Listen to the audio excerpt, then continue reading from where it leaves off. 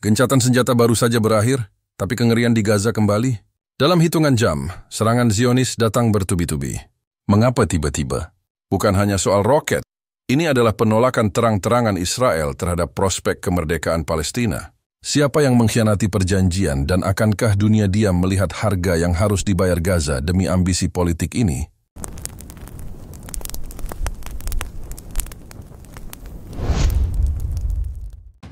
Langit di atas jalur Gaza kembali tercabik-cabik oleh suara siren peringatan dan dentuman keras rudal Israel hanya beberapa jam setelah tenggat waktu gencatan senjata rapuh yang dimediasi oleh Qatar dan Mesir berakhir tanpa perpanjangan. Keheningan yang sempat menyelimuti wilayah yang terkepung itu kini berganti dengan ketakutan dan kepulan asap tebal.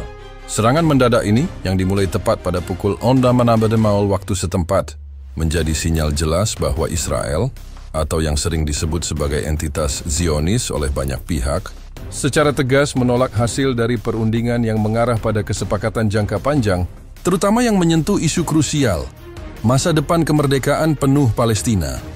Berdasarkan laporan awal yang diperoleh dari tim lapangan kami, yang disiarkan langsung melalui platform digital Al-Aqsa News Live, serangan udara pertama menyasar area strategis di kota Gaza dan Khan Yunis. Kami bisa mendengar setidaknya 7 ledakan besar dalam waktu 5 menit. Ujar seorang koresponden senior Al-Aqsa News Live bernama Mohammed yang melaporkan dari lingkungan Rimal yang sebagian besar telah hancur. Ini bukan sekadar tembakan balasan. Ini adalah serangan yang terkoordinasi dan terukur. Sumber lain dari Gaza Medical Witness. Sebuah kelompok dokter sukarelawan internasional mengonfirmasi bahwa Rumah Sakit Al-Shifa yang baru saja berusaha memulihkan diri dari serangan sebelumnya, kembali berada di bawah ancaman intensif. Kami harus memindahkan pasien ke ruang bawah tanah lagi. Ini adalah teror, kata Dr. Helena Schmidt, seorang ahli bedah dari Jerman yang bekerja di sana, dalam sebuah wawancara audio yang disiarkan melalui kanal Telegram mereka.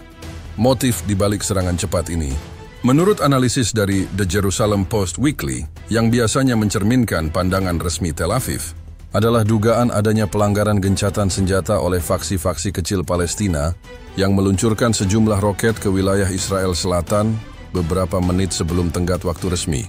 Namun, klaim ini dibantah keras oleh juru bicara Kementerian Luar Negeri Palestina di Ramallah, Nabil Abu Rudaineh.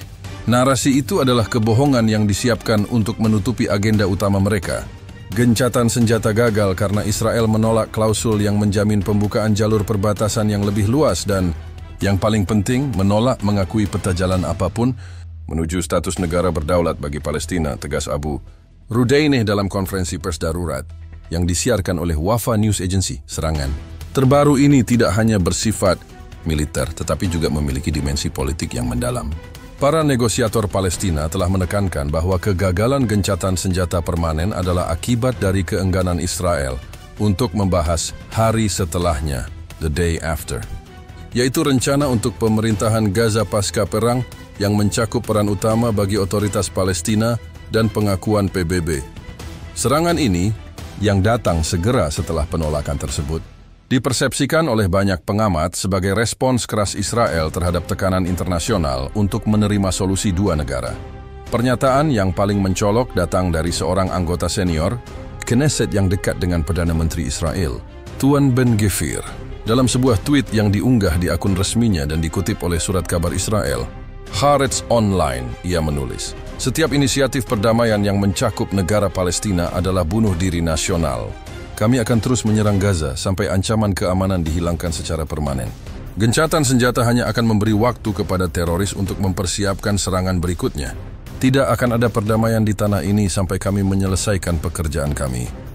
Meskipun tweet ini segera dihapus, substansinya telah tersebar luas dan dikutip oleh media internasional, memperkuat interpretasi bahwa penolakan terhadap entitas Palestina yang merdeka adalah pendorong utama eskalasi saat ini. Area yang menjadi fokus serangan Israel mencakup lingkungan Tufah, Shujaiya, dan kamp pengungsi Jabalia. Sumber dari UNRWA Field Reports mengindikasikan bahwa setidaknya 3 sekolah yang digunakan sebagai tempat penampungan darurat telah terkena dampak ledakan di dekatnya, menyebabkan kepanikan massal di antara ribuan pengungsi internal. Ini adalah mimpi buruk berulang, kata seorang juru bicara UNRWA dalam sebuah briefing pers yang disiarkan langsung di YouTube channel mereka, seraya memohon agar zona aman segera ditetapkan. Gaza Ministry of Health melaporkan melalui broadcast channel mereka di Signal bahwa hingga siang ini, setidaknya 25 orang tewas, termasuk 7 anak-anak, dan lebih dari 80 orang terluka akibat gelombang serangan udara awal. Angka-angka ini diperkirakan akan meningkat drastis seiring dengan intensitas serangan yang tampaknya tidak menunjukkan tanda-tanda mereda. Di sisi lain, respons domestik Israel juga menjadi sorotan. Meskipun pemerintah Israel mengklaim serangan ini sebagai tindakan yang diperlukan untuk melindungi warga negara kami, terjadi demonstrasi besar-besaran di Tel Aviv. Menurut liputan dari Channel 12 News Israel, ribuan demonstran menuntut pengunduran diri Perdana Menteri dan Kabinet Perang. Para demonstran, yang sebagian besar adalah keluarga sandera yang masih ditahan di Gaza, berpendapat bahwa serangan militer yang dilanjutkan akan membahayakan nyawa sandera dan menghancurkan peluang untuk kesepakatan pertukaran. Mereka menukar nyawa anak kami dengan ambisi politik yang kejam, teriak seorang ibu sandera dalam sebuah wawancara emosional dengan Ma'arif Daily. Protes ini menyoroti perpecahan internal Israel mengenai strategi jangka panjang di Gaza. Kegagalan gencatan senjata dan serangan kembali ini juga memicu krisis diplomatik baru di Dewan Keamanan PBB. Juru bicara PBB, Stefan Dujarric, menyatakan dalam konferensi pers yang disiarkan di United Nations Web TV bahwa Sekretaris Jenderal sangat prihatin dan menyerukan kedua belah pihak untuk segera kembali ke meja perundingan. Namun, dengan situasi yang memanas di Gaza dan retorika yang semakin keras dari Tel Aviv yang menolak konsep kemerdekaan Palestina sebagai syarat utama perdamaian, prospek bagi negosiasi tampaknya semakin suram. Kawasan itu kini terperosok kembali ke dalam siklus kekerasan yang brutal. Dengan masa depan jutaan warga Palestina di jalur Gaza semakin tidak pasti di bawah bayang-bayang penolakan politik Zionis terhadap eksistensi negara mereka. Serangan udara masif Israel terhadap jalur Gaza yang diluncurkan segera setelah kegagalan perpanjangan gencatan senjata telah memicu kekhawatiran global akan eskalasi konflik yang tidak terkendali. Peristiwa ini bukan sekadar insiden tunggal, melainkan sebuah aksi militer yang terencana dan mendadak, terjadi dalam sebuah window waktu yang sangat sensitif. Berdasarkan laporan yang dihimpun oleh Koalisi Jurnalis Independen, Gaza Crisis Monitor, GCM, serangan dimulai pada pukul 06.00 pagi waktu setempat, segera setelah jam batas akhir kesepakatan damai sementara berlalu. Intensitas serangan yang dilakukan Israel Defense Forces (IDF) mengindikasikan bahwa operasi ini telah dipersiapkan jauh hari sebelumnya, menunggu waktu yang tepat untuk diluncurkan. Menurut informasi dari juru bicara IDF yang disiarkan melalui konferensi video di saluran resminya, IDF Spokesperson Official Channel, serangan tersebut merupakan respons langsung terhadap pelanggaran berat dan berulang yang diklaim dilakukan oleh kelompok militan Palestina. Mereka menyatakan bahwa puluhan roket telah diluncurkan ke Israel Selatan antara pukul 05.45 hingga 05.59 pagi, tepat sebelum gencatan senjata berakhir. Klaim ini digunakan Israel sebagai justifikasi untuk membatalkan semua kewajiban gencatan senjata dan memulai fase debuai dari operasi militer mereka. Namun, klaim ini disanggah keras oleh pihak Palestina. Hamas Information Bureau melalui akun X, sebelumnya Twitter mereka, menegaskan bahwa mereka telah mematuhi sepenuhnya ketentuan gencatan senjata hingga detik terakhir dan bahwa roket yang diklaim Israel berasal dari faksi-faksi kecil independen yang tidak berada di bawah kendali komando terpusat dan serangan balik Israel jauh melebihi proporsi yang wajar. Poin utama dari serangan terbaru ini adalah sasarannya yang meluas dan mencakup target yang dianggap sensitif secara internasional. Tim kami di lapangan bekerja sama dengan Middle East Eyewitness (MEEW) melaporkan bahwa dalam 4 jam pertama, lebih dari 150 serangan udara tercatat menghantam Gaza.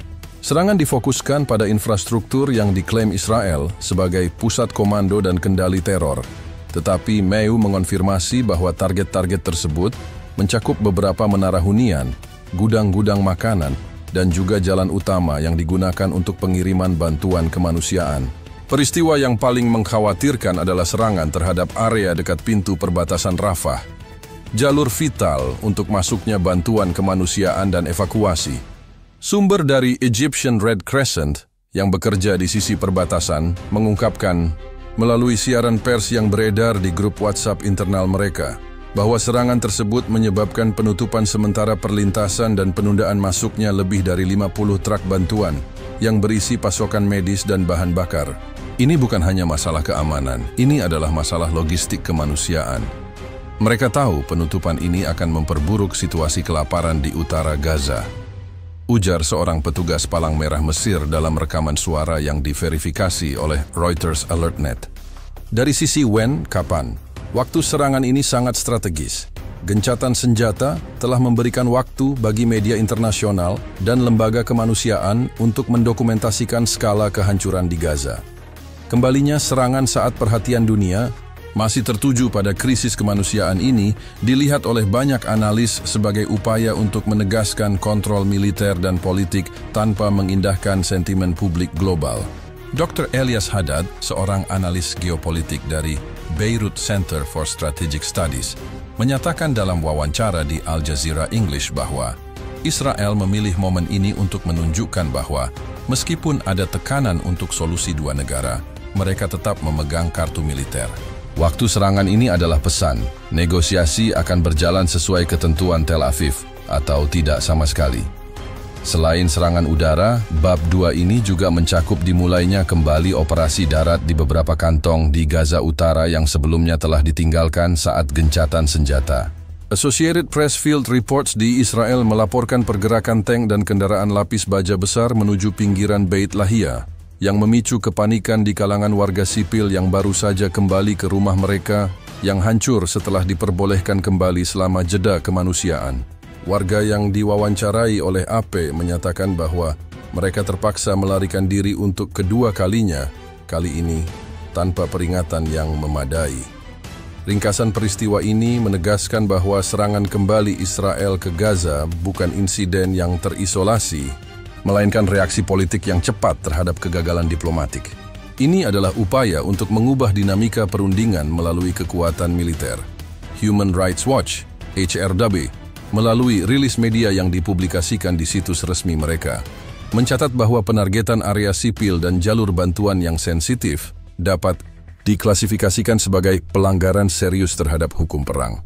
Laporan mereka menyoroti kesaksian para pengungsi yang menyatakan bahwa mereka tidak diberi cukup waktu atau jalur aman untuk meninggalkan zona konflik setelah gencatan senjata berakhir, menambah lapisan tragedi kemanusiaan di balik operasi militer yang mendadak dan brutal ini. Seluruh peristiwa ini menempatkan komunitas internasional pada persimpangan jalan. Apakah mereka akan menekan Israel untuk kembali pada perundingan damai, atau membiarkan situasi ini semakin memburuk menjadi konflik berkepanjangan yang dipicu oleh penolakan Israel terhadap masa depan negara Palestina yang merdeka?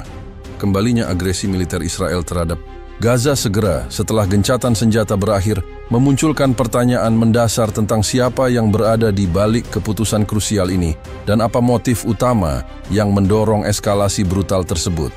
Aktor utama di balik perintah serangan ini adalah Kabinet Perang Israel, sebuah forum kecil yang terdiri dari Perdana Menteri, Menteri Pertahanan, dan beberapa anggota kunci dari Badan Keamanan. Menurut analisis mendalam dari The Times of Israel Political Desk, keputusan untuk melanjutkan serangan pada dini hari ini diambil dalam rapat maraton yang digelar secara rahasia di markas Kiryat, Tel Aviv, menjelang berakhirnya tenggat waktu gencatan senjata. Keputusan ini dilaporkan didorong oleh dua motif utama yang saling berkaitan: klaim keamanan mendesak dan penolakan politik terhadap kemerdekaan Palestina. Klaim keamanan, yang menjadi pembenaran de jure bagi serangan, adalah dugaan pelanggaran gencatan senjata oleh faksi-faksi militan Palestina.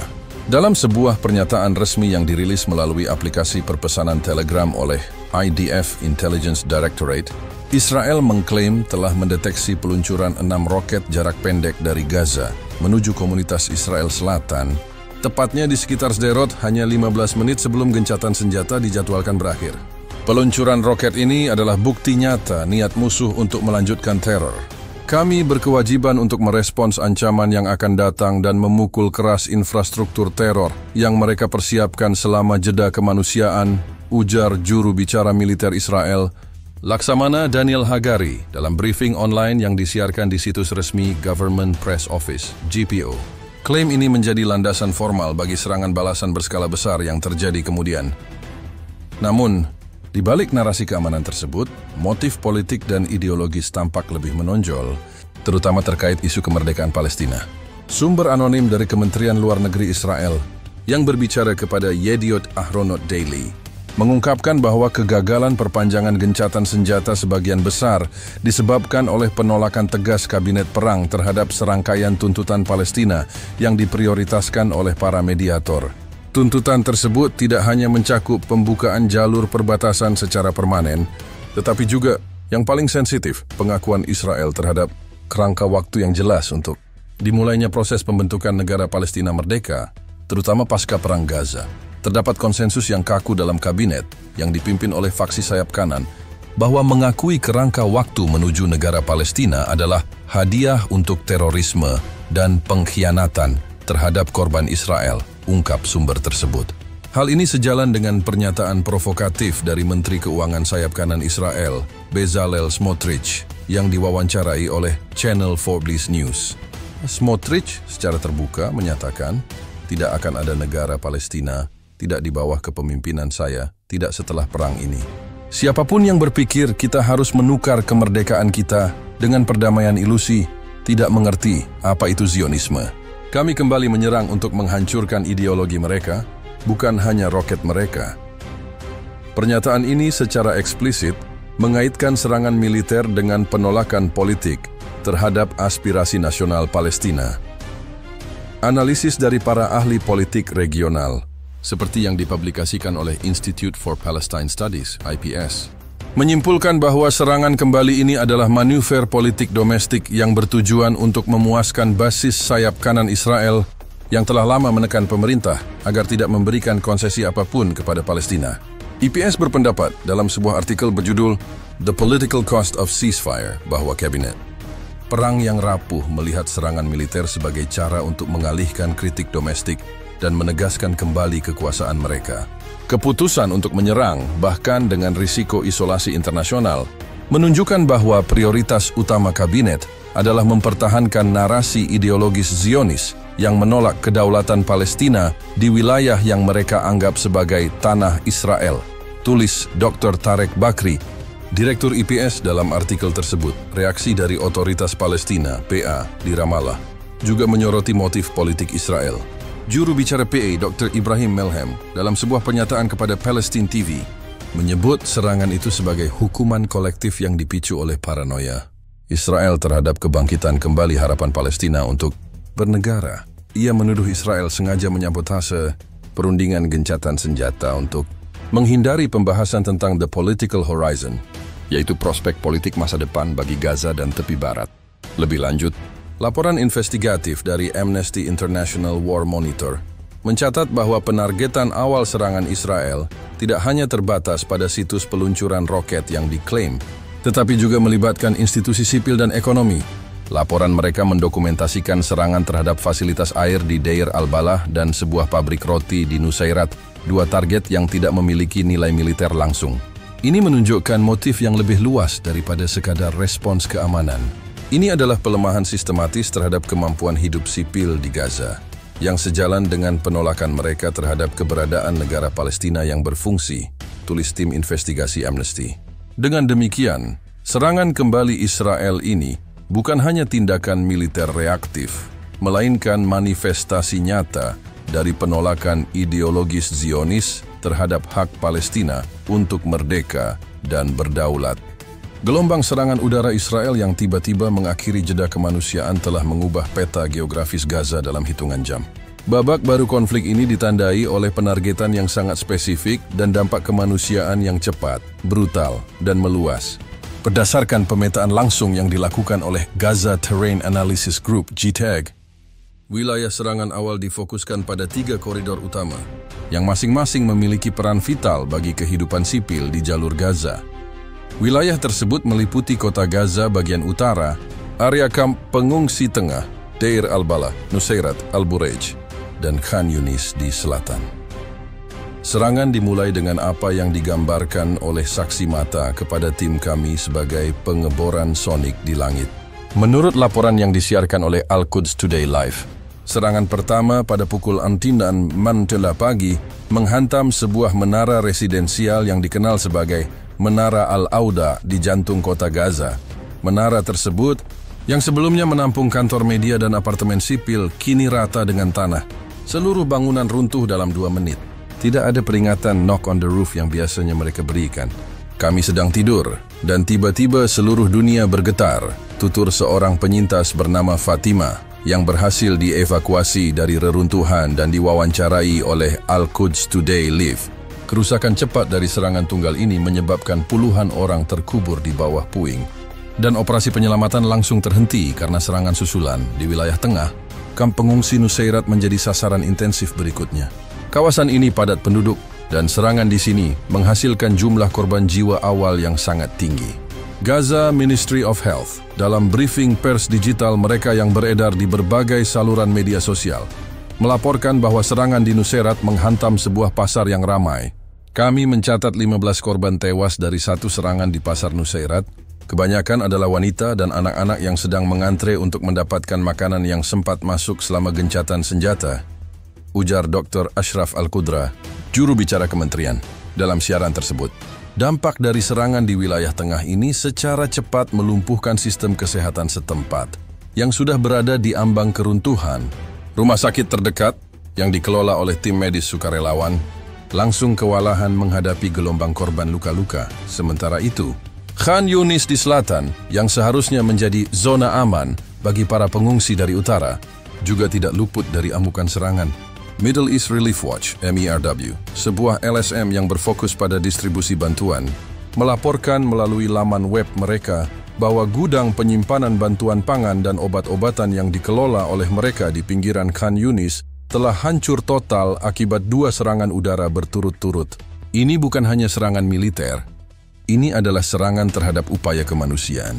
Kami kehilangan 80 ton tepung dan pasokan medis yang sangat dibutuhkan untuk 2 minggu ke depan, kata Kepala Merwe, Sarah El Masri, dalam sebuah pernyataan video yang diunggah.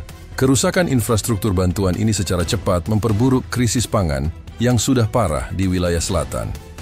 Terkait dengan bagaimana serangan ini dilancarkan, Israel Defense Forces (IDF) mengonfirmasi dalam sebuah pernyataan yang disiarkan di Israel Public Broadcasting Corporation (CAN) News bahwa mereka menggunakan amunisi presisi tinggi yang dipandu untuk mencapai target yang diklaim sebagai pusat operasi teror yang tersembunyi di bawah bangunan sipil. Namun GTAG mencatat bahwa pola serangan menggunakan amunisi penghancur bunker buster bombs, di kawasan padat penduduk yang menghasilkan gelombang kejut yang luas dan kerusakan struktural masif pada bangunan sekitarnya, terlepas dari target utamanya. Penggunaan amunisi jenis ini di lingkungan yang padat penduduk secara inheren menyebabkan kerusakan kolateral yang tinggi. Dampak cepat dari serangan ini terhadap korban sipil sangat mengkhawatirkan. Dalam 6 jam pertama, UN Office for the Coordination of Humanitarian Affairs, OCHA, mencatat bahwa jumlah korban tewas awal telah melampaui 50 orang dan lebih dari 150 orang terluka.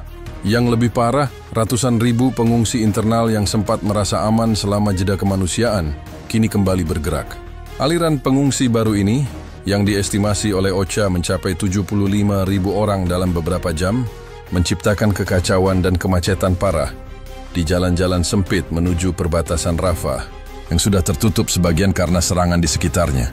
Kami menyaksikan eksodus mendadak.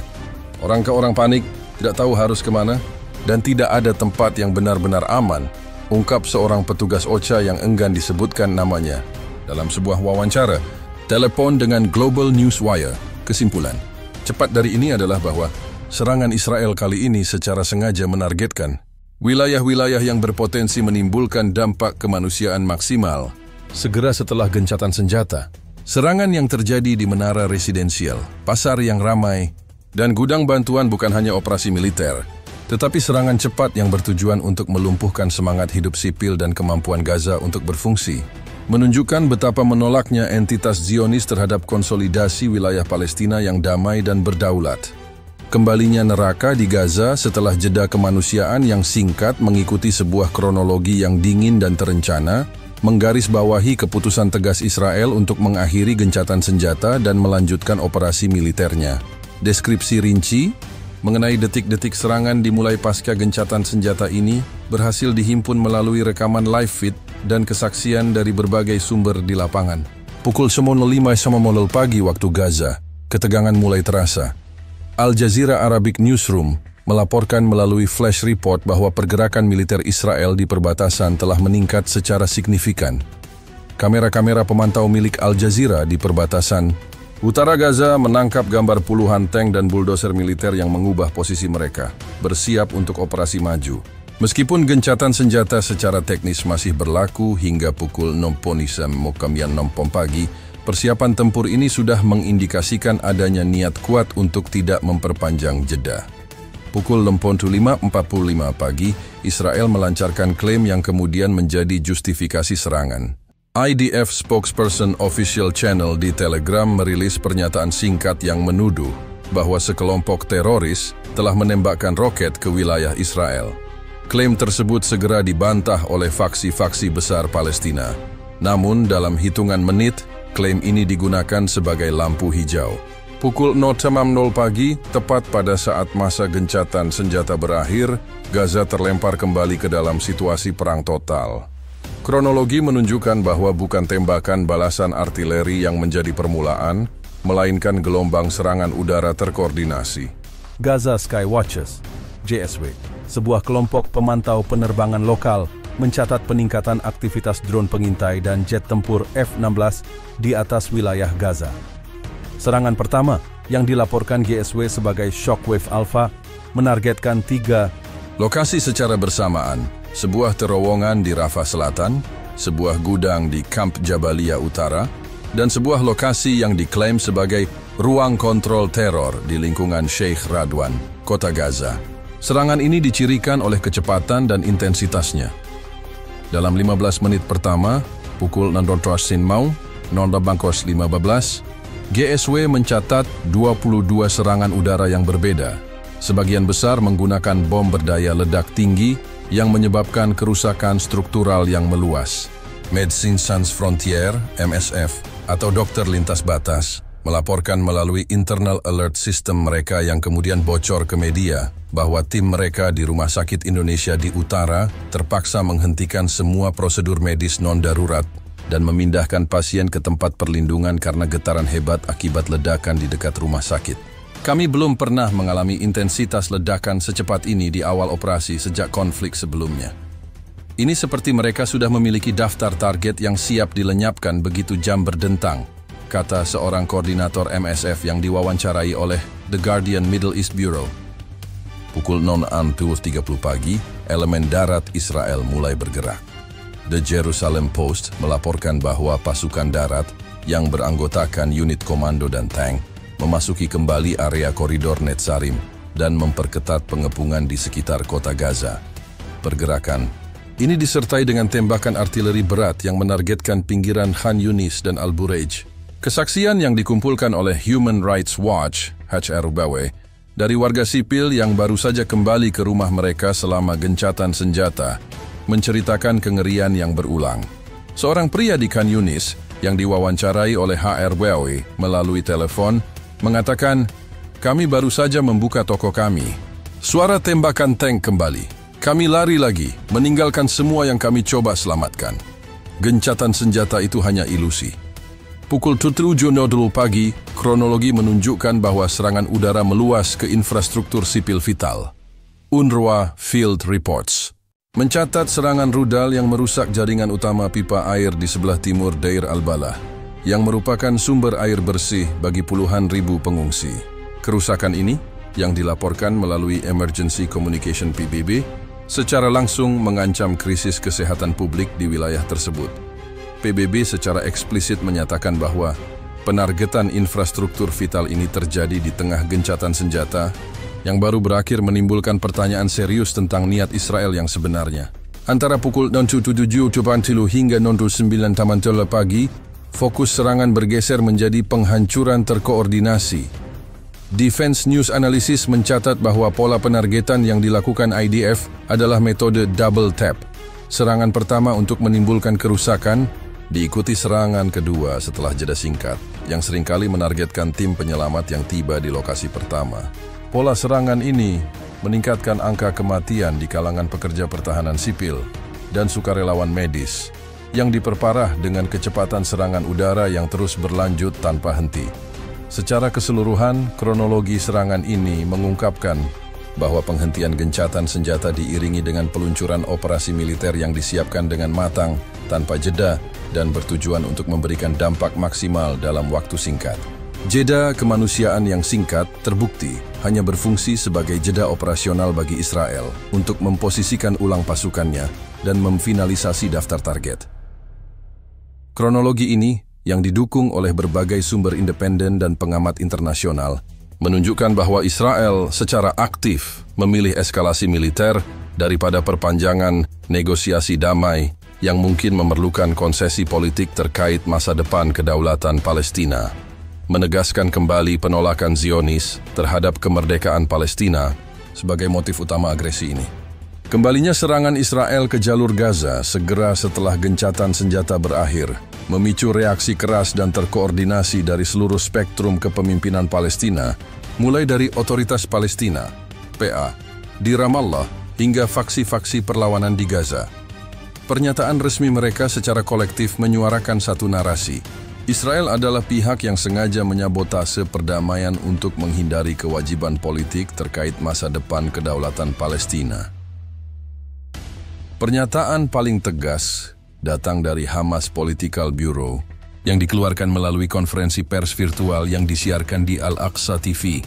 Juru bicara senior Hamas, Ghazi Hamad, menyebut serangan Israel itu sebagai pengkhianatan terhadap semua upaya mediasi regional dan internasional. Hamad menekankan bahwa gencatan senjata runtuh karena Israel menolak dua tuntutan mendasar Palestina. Pertama, peralihan total pasukan Israel dari jalur Gaza, dan kedua, janji yang mengikat untuk membahas peta jalan menuju pembentukan negara Palestina merdeka sesuai dengan resolusi PBB yang relevan. Mereka tidak ingin damai. Mereka ingin mendikte nasib kami, dan penolakan itu adalah deklarasi perang terbuka terhadap hak-hak kami, tegas Hamad. Pernyataan Hamas ini secara efektif mengaitkan serangan militer Israel dengan penolakan politiknya terhadap kemerdekaan Palestina. Sementara itu, Otoritas Palestina, PA, di tepi barat, melalui Kementerian Luar Negeri dan Ekspatriat, mengeluarkan kecaman keras. Menteri Luar Negeri PA, Riyad Al-Maliki, dalam surat resmi kepada Dewan Keamanan PBB dan Mahkamah Pidana Internasional ICC, yang salinannya diperoleh oleh Wafa News. Agensi Not menggambarkan serangan ini sebagai kejahatan perang yang dihitung dan disengaja. Al-Maliki menuduh Israel memanfaatkan gencatan senjata hanya untuk reposisi militer, sambil menghindari pembahasan politik substantif. Perdana Menteri Israel dan Kabinet Perangnya telah memilih kekerasan daripada perdamaian, karena satu-satunya hal yang mereka takuti adalah prospek solusi dua negara yang nyata, kata Al-Maliki, mendesak ICC untuk mempercepat penyelidikan terhadap para pemimpin Israel. PA berargumen bahwa kegagalan gencatan senjata adalah bagian dari strategi Zionis yang lebih besar untuk menggagalkan semua upaya solusi politik. Reaksi dari faksi perlawanan lain, seperti Palestinian Islamic Jihad, PIJ, juga menggemakkan sentimen serupa, tetapi dengan nada yang lebih militan. Juru bicara PIJ, yang diwawancarai secara anonim oleh Palestine Today News, menyatakan bahwa faksi mereka telah mengambil keputusan untuk melanjutkan operasi militer sebagai respons langsung terhadap agresi Israel. Kami menghormati mediasi, tetapi kami tidak akan membiarkan Israel menentukan nasib rakyat kami dengan bom. Serangan ini membuktikan bahwa bahasa yang harus kami gunakan adalah bahasa perlawanan. Mereka menolak kemerdekaan.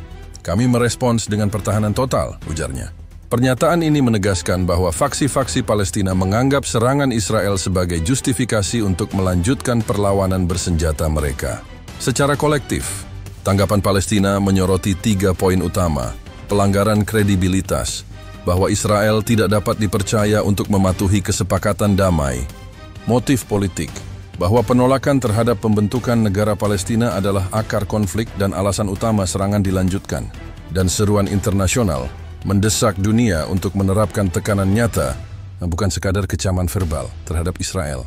Lebih lanjut, Komite Nasional Palestina untuk Hak Asasi Manusia, PNCHR, merilis sebuah dosie darurat yang didistribusikan kepada media internasional, termasuk Reuters AlertNet. Dosie ini secara rinci mendokumentasikan klaim Israel tentang serangan roket sebelum pukul 6 pagi. Berdasarkan investigasi PNCHR, mereka menyimpulkan bahwa roket yang diklaim ditembakkan oleh faksi Palestina adalah roket yang ditembakkan sebagai respons terhadap pergerakan pasukan darat Israel yang sudah melintasi garis perbatasan de facto beberapa menit sebelum tenggat waktu resmi berakhir, yang mereka anggap sebagai pelanggaran gencatan senjata de facto oleh pihak Israel terlebih dahulu.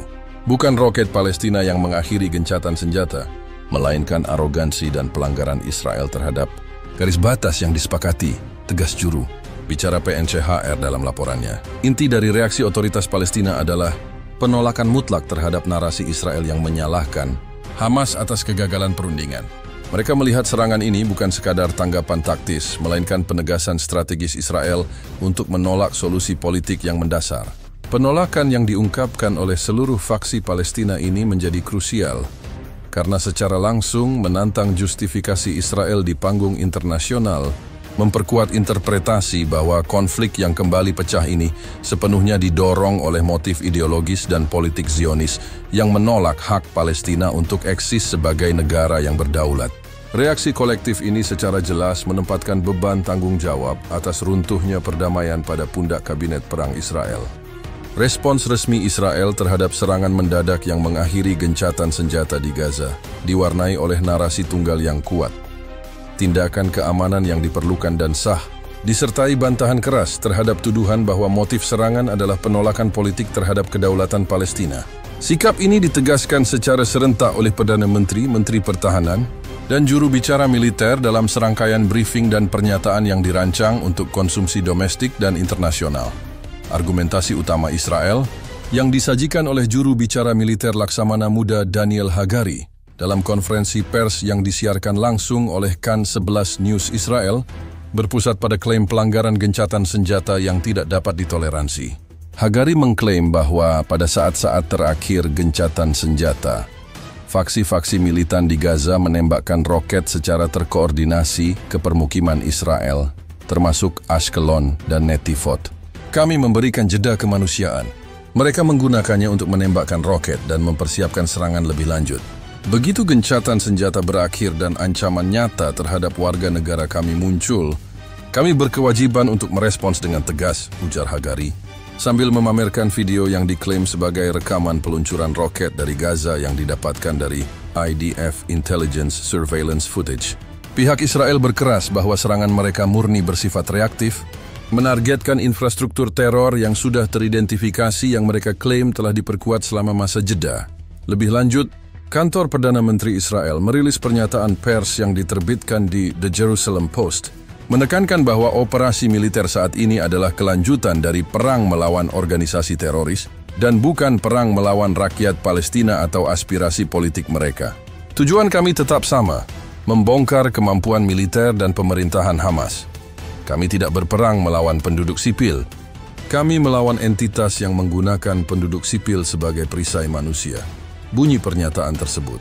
Justifikasi ini bertujuan untuk memisahkan tindakan militer Israel dari tuduhan kejahatan perang dan tanggung jawab kemanusiaan mengenai tuduhan mendasar bahwa serangan ini didorong oleh penolakan Israel terhadap kemerdekaan Palestina.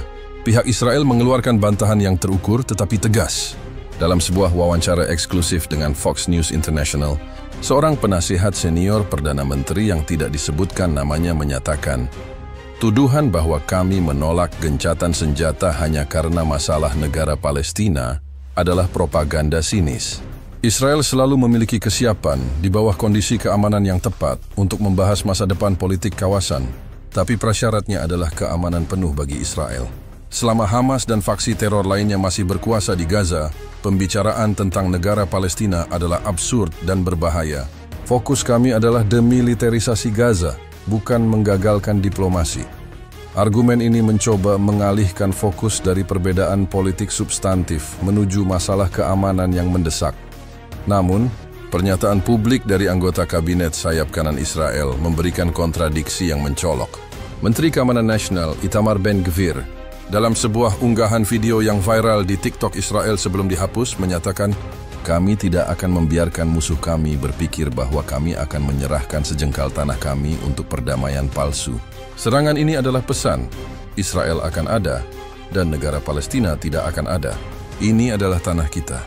Meskipun kantor Perdana Menteri berusaha menjauhkan diri dari komentar ekstrim tersebut, quote panah ini telah digunakan secara luas oleh media Palestina dan kritik internasional, termasuk Amnesty International, dalam press release mereka, sebagai bukti motif ideologis di balik operasi militer yang lebih luas.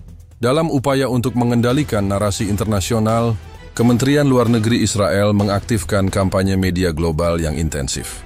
Melalui platform digital Fact Check Israel, mereka merilis data visual dan video yang diklaim menunjukkan bagaimana Hamas menggunakan jeda kemanusiaan untuk membangun kembali infrastruktur militer, seperti terowongan dan pos pengamatan. Data ini, yang diklaim sebagai bukti tak terbantahkan, dimaksudkan untuk membenarkan perlunya melanjutkan serangan dengan intensitas tinggi. Kami tidak punya pilihan. Musuh kami tidak menginginkan gencatan senjata. Mereka menginginkan waktu untuk mempersiapkan pembunuhan lebih lanjut terhadap warga Israel. Tugas kami adalah menghentikan siklus ini, ujar salah satu juru bicara kampanye dalam webinar yang diadakan untuk jurnalis asing. Secara keseluruhan, sikap resmi Israel adalah bahwa serangan ke Gaza adalah respons militer yang sah, proporsional dan esensial yang dipicu oleh pelanggaran gencatan senjata oleh pihak Palestina dan bukan merupakan manifestasi dari penolakan ideologis terhadap solusi dua negara.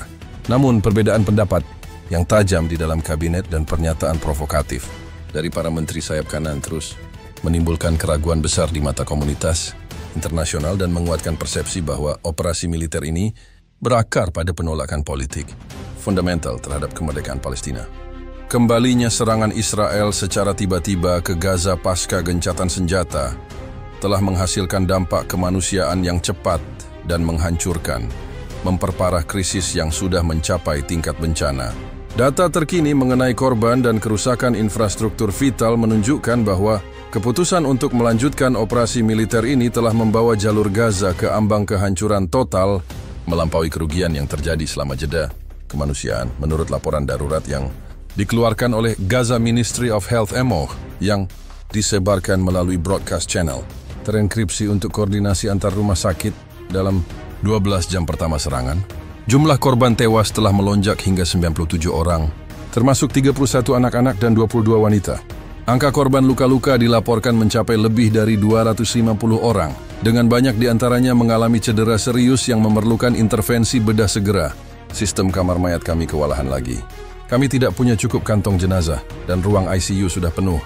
Setiap dentuman membawa gelombang keputusasaan yang baru, kata Dr. Youssef Abu Haniyeh, Kepala Departemen Darurat di Rumah Sakit Al-Nasser, dalam sebuah wawancara telepon yang disiarkan oleh Middle East Eye.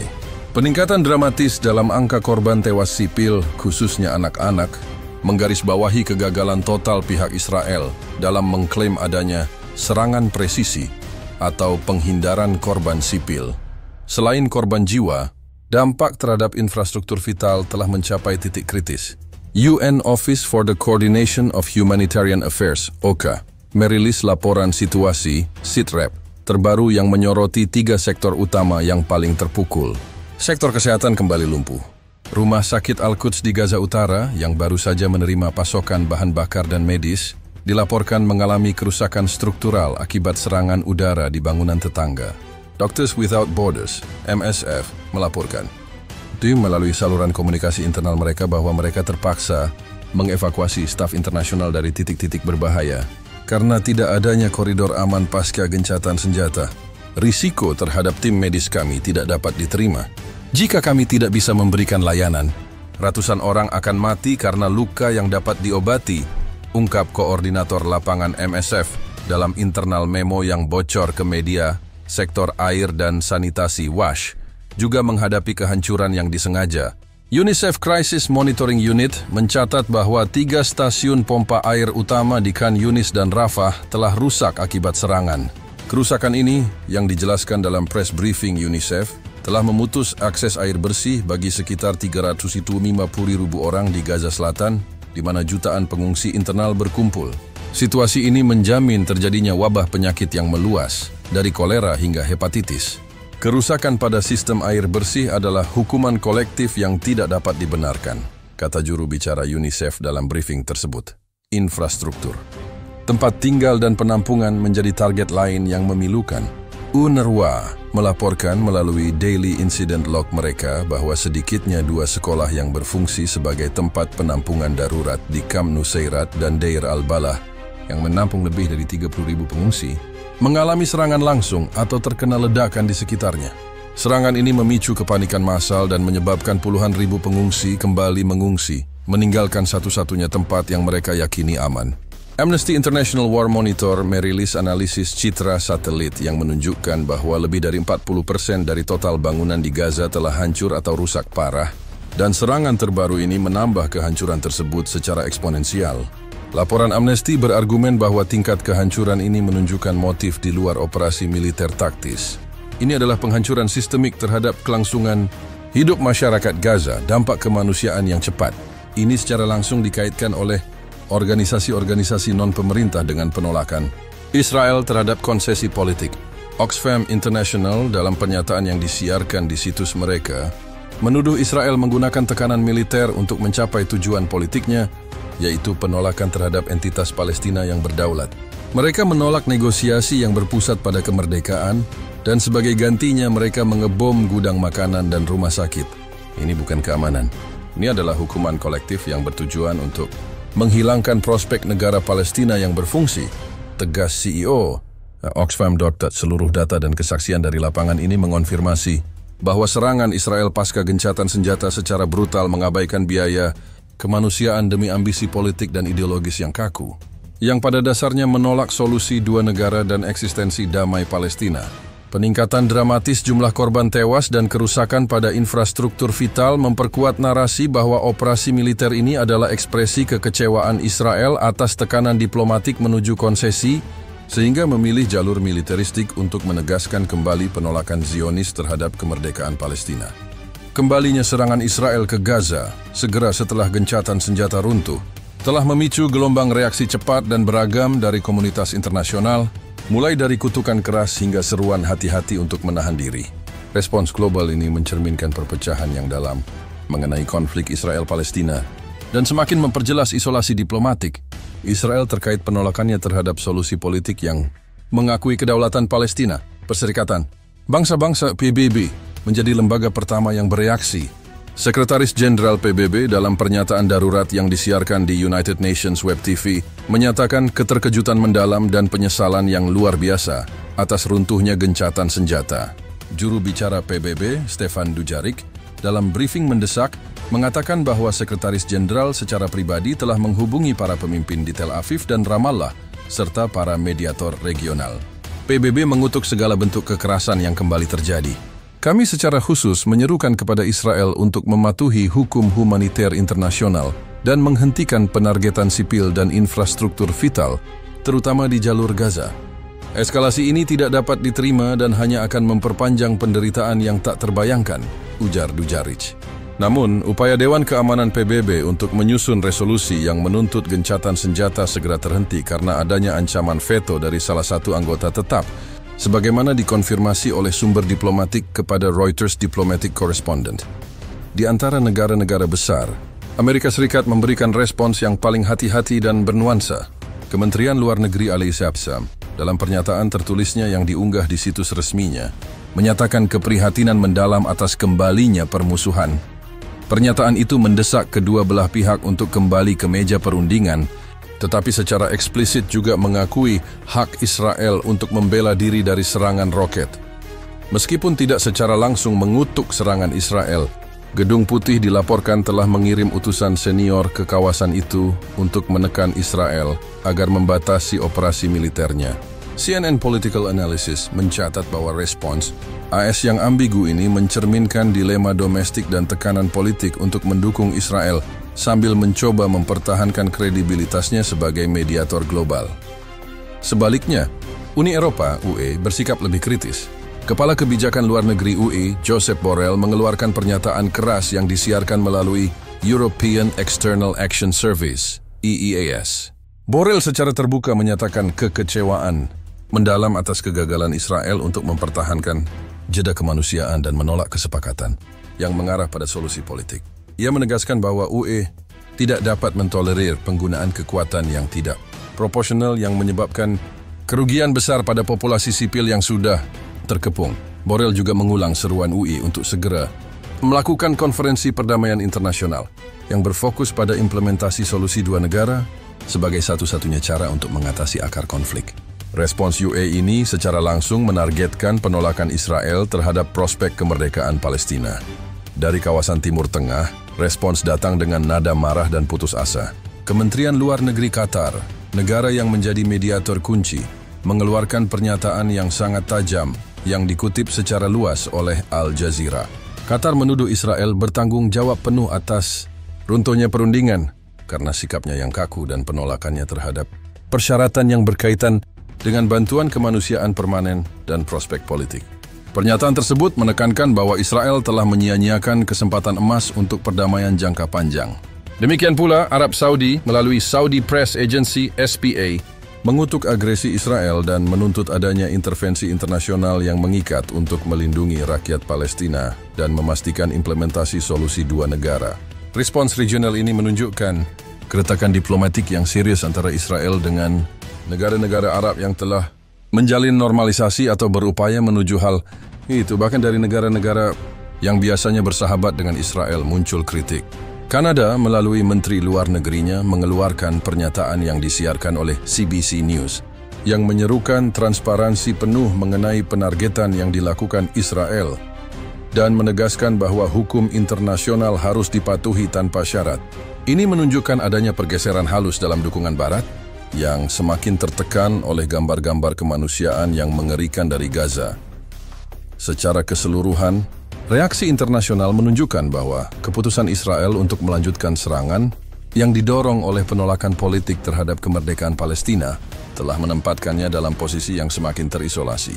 Meskipun Amerika Serikat tetap menjadi penyangga utama di Dewan Keamanan PBB, mayoritas kekuatan global termasuk Uni Eropa dan negara-negara Arab kini secara terbuka mengaitkan operasi militer Israel dengan kegagalan politiknya untuk mengakui hak-hak Palestina.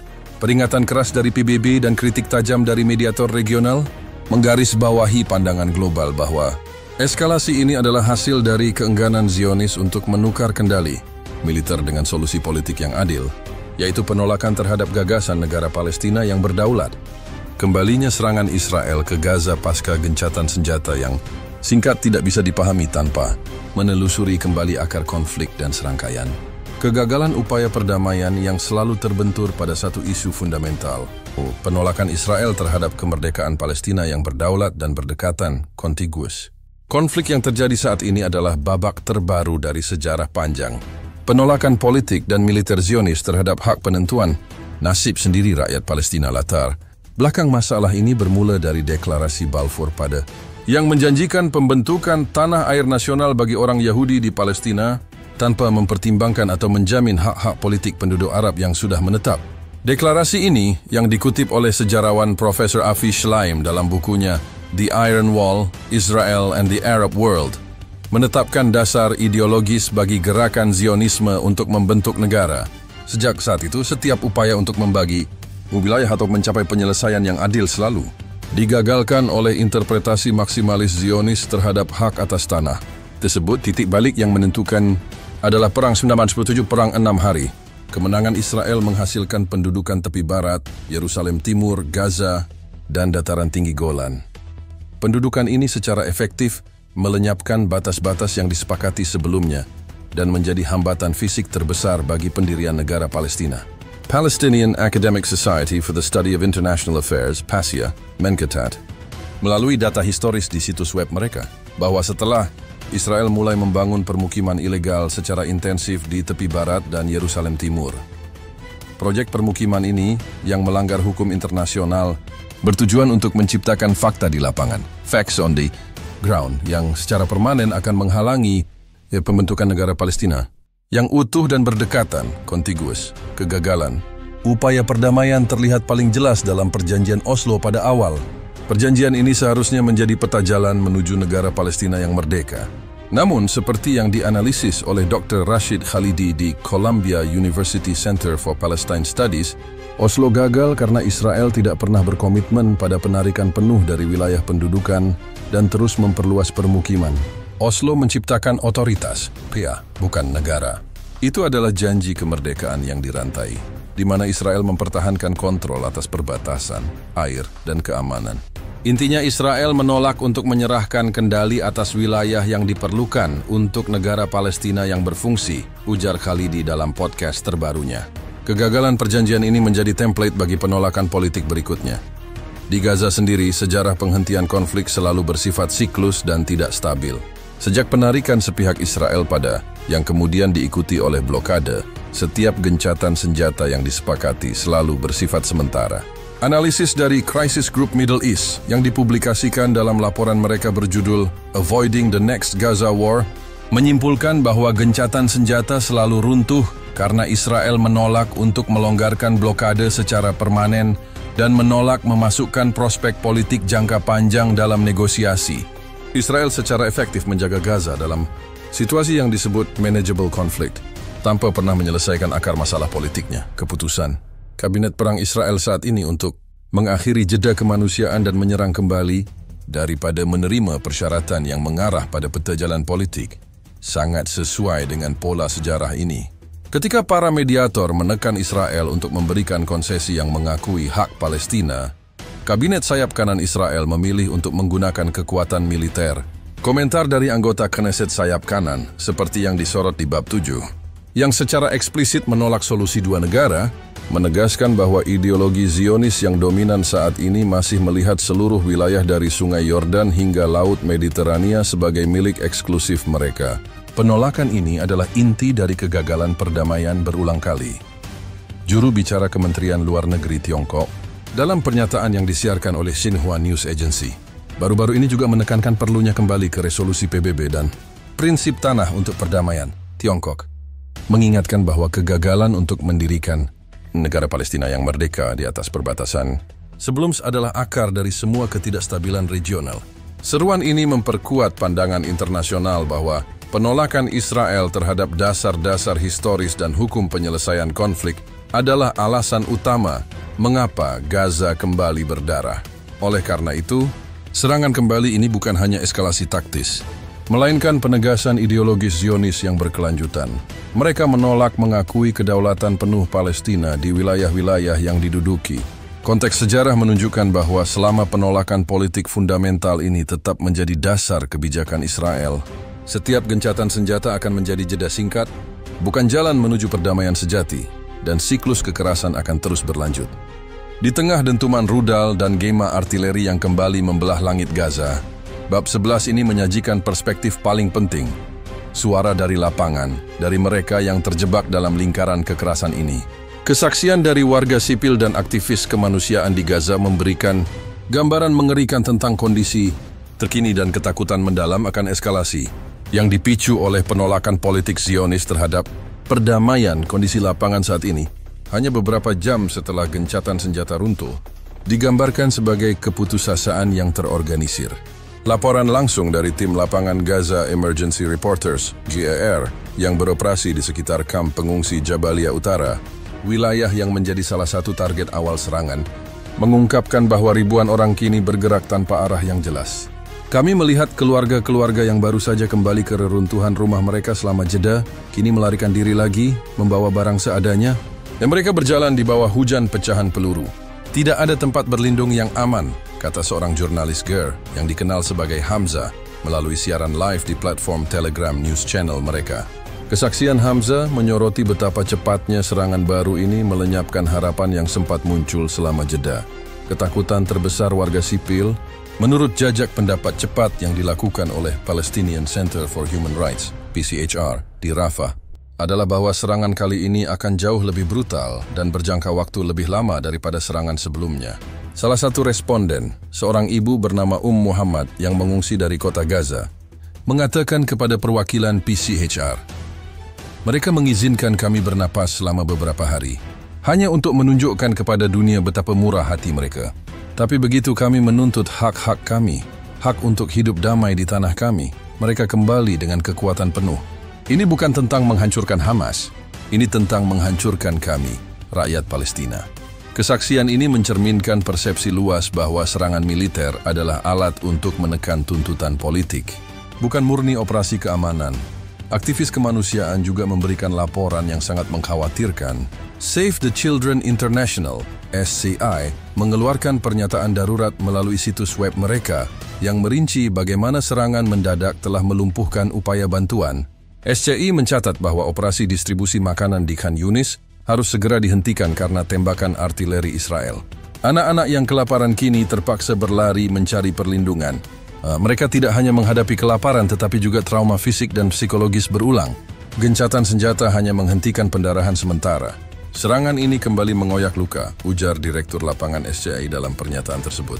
Organisasi ini secara khusus mengungkapkan kekhawatiran tentang nasib 2.300 anak yang sebelumnya berhasil diidentifikasi untuk evakuasi medis selama gencatan senjata, yang kini kembali terancam nyawanya karena jalur evakuasi sudah ditutup. Sebuah kesaksian interaktif yang menjadi viral berasal dari seorang dokter sukarelawan asal Prancis, Dr. Luc Dupont, yang bekerja di salah satu rumah sakit di Gaza Tengah. Dalam video yang diunggah di platform X, Twitter pribadinya, Dr. Dupont menunjukkan situasi ruang gawat darurat yang tiba-tiba dipenuhi korban luka berat. Kami baru saja mengisi ulang persediaan kami. Sekarang, dalam 1 jam, kami kehabisan perban dan obat bius lagi. Saya melihat seorang anak laki-laki berusia 7 tahun kehilangan seluruh kakinya. Ini adalah akibat langsung dari keputusan politik untuk tidak menerima perdamaian sejati. Tidak ada justifikasi medis atau kemanusiaan untuk pembantaian ini, katanya dengan nada marah dan putus asa. Ketakutan akan eskalasi juga didorong oleh pernyataan yang datang dari pihak Israel sendiri. Warga Gaza memantau ketat media sosial Israel dan laporan lokal, yang seringkali mengutip politisi sayap kanan yang menyerukan penghancuran total Gaza.